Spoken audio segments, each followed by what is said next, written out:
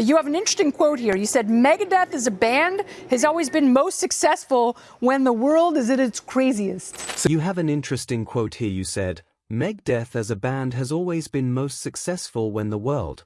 The courtroom fell into stunned silence as the judge delivered the final verdict that would forever change the legacy of Dave Mustaine, the once revered frontman of thrash metal pioneers MEGADETH.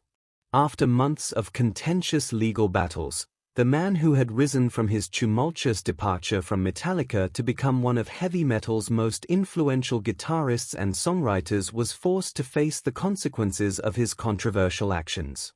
As the gavel struck with finality, Mustaine's shoulders slumped visibly, his trademark fiery demeanor crumbling before the eyes of his supporters and critics alike.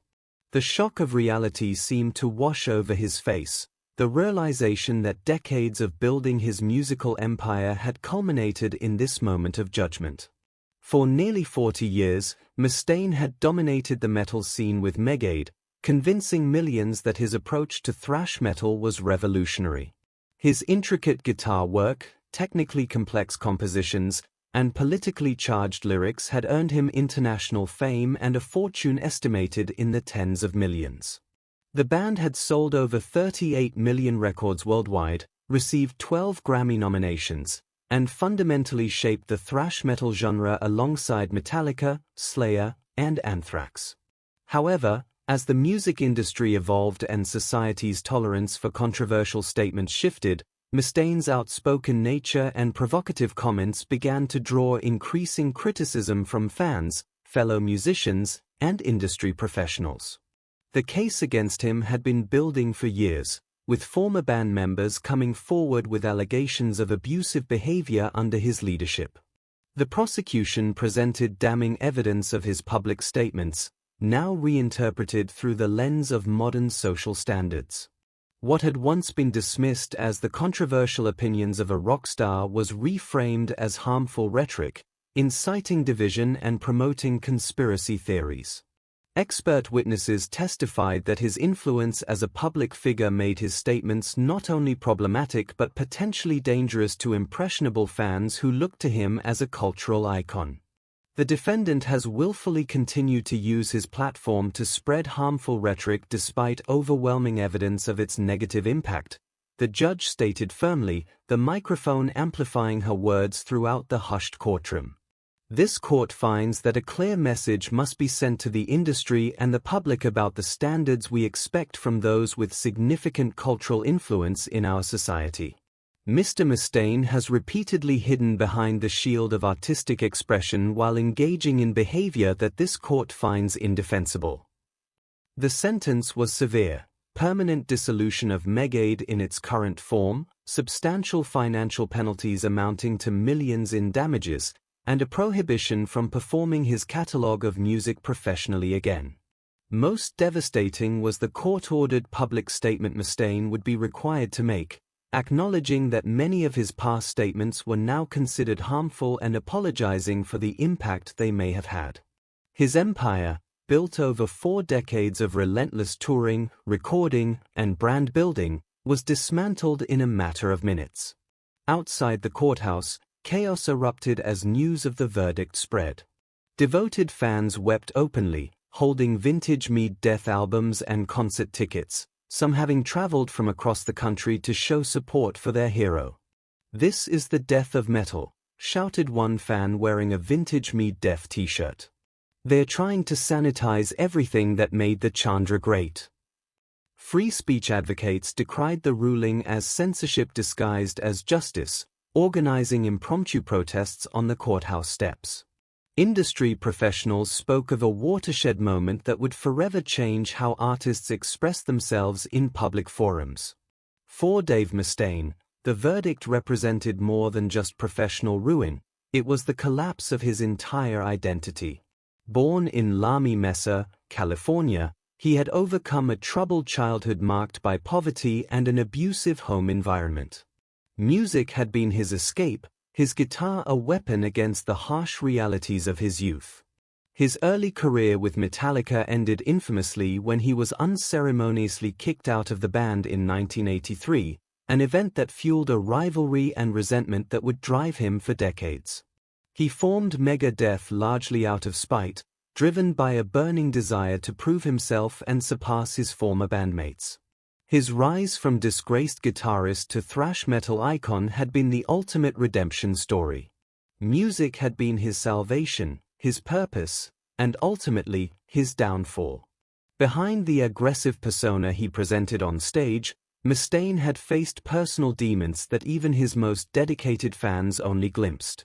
His struggles with addiction had nearly destroyed his career multiple times, with alcohol and drugs taking such a toll that he once lost feeling in his left arm from falling asleep with it draped over a bench after a night of heavy drinking. A severe injury to his arm in 2002 had temporarily paralyzed his left hand, leading doctors to tell him he might never play guitar again, a devastating prognosis for a man whose identity was so intertwined with his instrument. His conversion to Christianity in 2004 surprised many and seemed to offer him a new perspective, but the anger that had fueled his music never truly abated. Dave tied his entire identity to being the mastermind behind Mead, said a former bandmate who requested anonymity, citing fear of retaliation. The band has had over 20 different members over the years, and that's not a coincidence. He demands absolute control, and when someone challenges him, they are out.